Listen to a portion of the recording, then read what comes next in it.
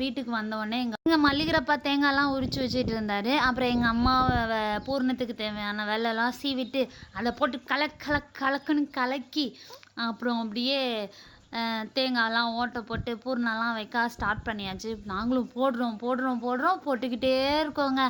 எப்போ ஒரு வழியாக நானும் எங்கள் அப்பாவும் கதை பேசிகிட்டே போட்டு முடிச்சாச்சு. அதுக்குள்ளே எங்கள் குட்டி நிலா வந்தாங்க. குட்டி நிலாவுக்கு என் பையன் நீ வெள்ளை சாப்பிடுன்னு அவளுக்கு கூட்டி விட்டுட்டு இருந்தான்.